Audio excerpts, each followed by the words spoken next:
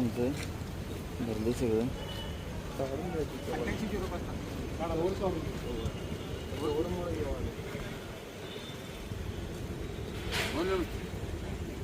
आज सांगली कृष्णामाई या मंदिरापाशी आम्ही सर्वजण आहेत. मुख्यमंत्री वा कार्यपरिषदेचे विद्यार्थी आहेत. लाडका भाऊ योजना या अनुषंगाने आम्ही पुन्हा एक वेळ माननीय मुख्यमंत्री देवेंद्रजी फडणवीस साहेब, उपमुख्यमंत्री एकनाथजी शिंदे साहेब, उपमुख्यमंत्री अजित पवार साहेब यांच्यापर्यंत आमचा एक संदेश जावा आहे, आमची व्यथा जावी म्हणून लाडके भाऊ लाडके मामांना भेटण्यासाठी बाचे सांगली कृष्णामाईच्या या घाटावरती अमरण उपोषण करण्याचा निर्णय आम्ही घेतलेला आहे. येणाऱ्या 1 तारखेपासून ते अमरण उपोषण जोपर्यंत आमच्या ह्या मागण्या आहेत त्या मागण्या पूर्ण होत नाहीत तोपर्यंत आम्ही इथून उठणार नाही. ह्या कृष्णामाईच्या घाटावरती बसण्याचा एक निर्णय या ठिकाणी घेतलेला आहे.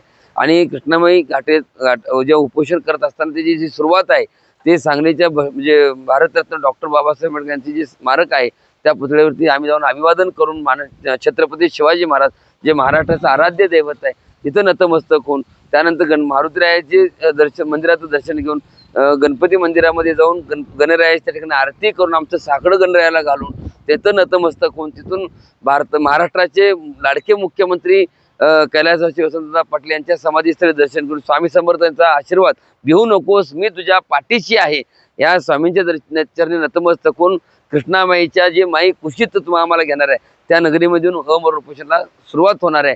माझी प्रशासकांना विनंती आहे की आम्हाला शांत आणि संयमी पद्धतीने विदाऊट घोषणा न करता सरकारच्या विरोधात न बोलता एक शांत आणि संयमी पद्धतीने आमचा हा आंदोलनचा इशारा असणार आहे. माझी प्रशासकांना विनंती आहे की आमची व्यथा सरकार दरबारात पोचवावी.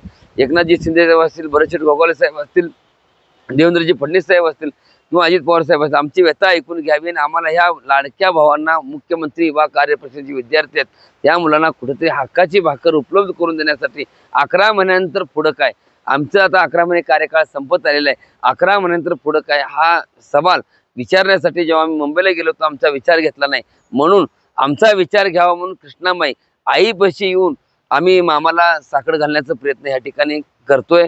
सांगलीमध्ये अमरण उपोषण करण्याचं कारणच हे आहे की कृष्णामाई घाटावरतीच का हा एक प्रश्न सर्वांना पडलेला आहे.